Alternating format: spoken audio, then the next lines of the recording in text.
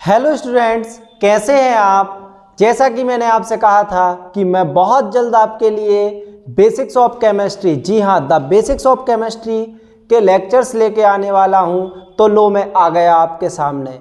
ये the basics of chemistry जो है वो आपकी बहुत प्रॉब्लम्स का सॉल्यूशन निकाल के देगी।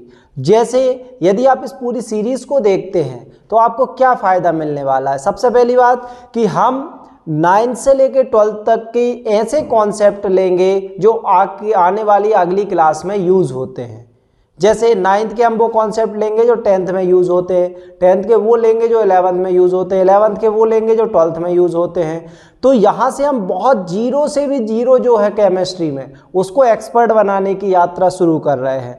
और ये जो लेक्चर्स वीडियो ये सब लोगों के काम के हैं जो बोर्ड्स की तैयारी कर रहे हैं, जो बेसिक्स की तैयारी कर रहे हैं, जो जेईई की तैयारी कर रहे हैं, जो नीट की तैयारी कर रहे हैं। हम छोटी छोटी टर्मोलॉजी को भी लेंगे, या जो बच्चे अभी छोटे जो 7th 8th के बच्चे, 9th 10th के बच्चे आए हैं, उन लोगों को भी इस वीडियो लेक्चर्स में फ़ायदा मिलने वाला है। तो चलिए अब हम शुरू करते हैं, आपका समय ज़्यादा ख़राब नहीं करें। तो आज हम इसको शुरू करने वाले हैं। सबसे पहले हम कह रहे हैं बेसिक से जीरो से हीरो बनाने की यात्रा शुरू करेंगे केमिस्ट्री में। तो मेन बात है कि हम पहले ये तो समझ लें कि केमिस्ट्री क्या है। पप्पू ने मुझसे पूछा भी कि सर केमिस्ट्री क्या है, तो अब मैं आज को आपको यही जवाब देता हूं कि केमिस्ट्री क्या है।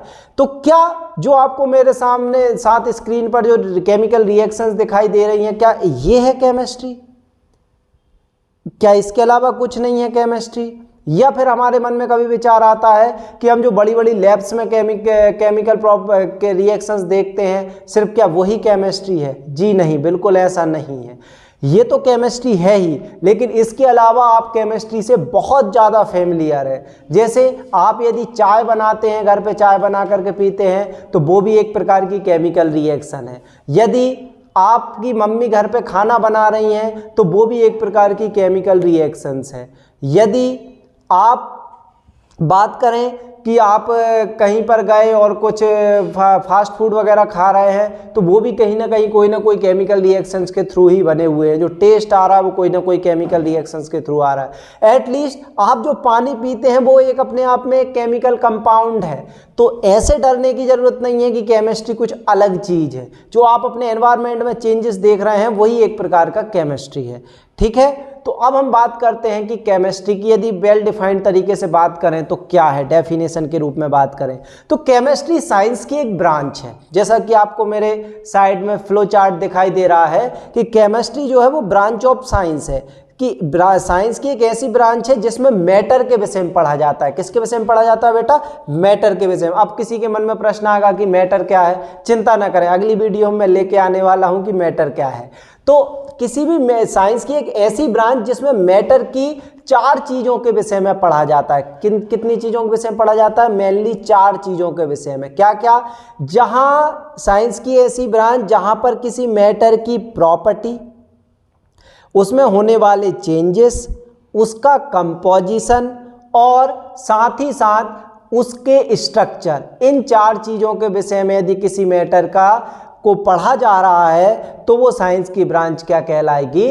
केमिस्ट्री। तो इसीलिए हम इसकी डेफिनेशन भी लिख देते हैं, the branch of science in which we are studying about properties, changes, composition and structure of matter is known as chemistry.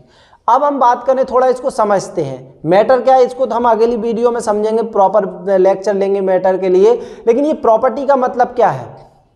कोई भी चीज़ है, फॉर एग्जाम्पल आपके सामने नींबू आया या चाय आई, चलो चाय से ही समझ लेते हैं। चाय, तो चाय की प्रॉपर्टी क्या है ना? चाय दिखती कैसी है, चाय का टेस्ट कैसा है, इस तरीके से हम बात करेंगे कि चाय कितने टेम्परेचर पे रहती है, क्या है, इन सब चीज़ों की बात करेंगे। तो ये हो गई इसकी प्रॉपर्टी, मतलब उसकी क्वालिटी है। किसी भी चीज़ की क्वालिटी के विषय में पढ़ना, उसके लक्षणों के विषय में पढ़ना, वो क्या हो गई? उसकी प्रॉपर्टी। फिर आता है चेंजेस। चेंजेस का मतलब 2 प्रकार से होता है, या तो उसकी खुद की कारण किसी में कुछ चेंज आ जाए या उसमें किसी कारण चेंज आ जाए। जैसे मैं आपको एक एग्जांपल समझाता हूँ। जैसे मान लो अपन मान लेते हैं दूध एक मैटर है। जो लोग बेसिक्स पढ़ रहे हैं उनको पता होगा कि दूध एक मैटर है।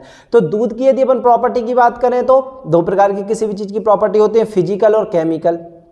तो प्रॉपर्टी की अपन बात करें तो फिर अब कोई के मन में प्रश्न आएगा कि फिजिकल प्रॉपर्टी क्या होती है सर। तो फिजिकल प्रॉपर्टी में बताता हूँ क्या होती है। ऐसी प्रॉपर्टीज जो आप अपनी पांचों ज्ञानेंद्रियों से महसूस कर लें वो क्या कहलाती है, फिजिकल प्रॉपर्टी। जैसे आप आंख से देख के किसी का कलर बता सकते हैं, किसी की स्टेट बता सकते हैं, सॉलिड लिक्विड या गैस है, या आप अपने जीभ से टेस्ट करके बता सकते हैं कि उसका टेस्ट कैसा है, टेस्ट फिजिकल प्रॉपर्टी। आप अपनी स्किन से महसूस कर सकते हैं कोई चीज़ ठंडा है या गर्म है, मतलब उसके टेम्परेचर के विषय में बता सकते हैं आप। साथ ही साथ आप अपनी नाक से सूंघ के स्मेल करके बता सकते हैं कि वो कैसा अच्छी गंध है या ख़राब स्मेल है।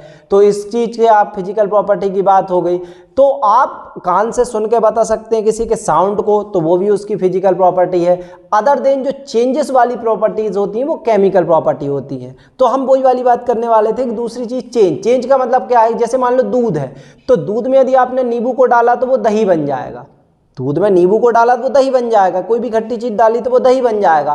तो ये चेंजेस होते हैं कि आप दूध के चेंजेस को पढ़ रहे हैं, या दूध जैसे नींबू के संपर्क में आया तो वो दही में बदल गया। तो ये है चेंजेस, किसी मैटर के आप जब चेंजेस के विषय में पढ़ते हैं।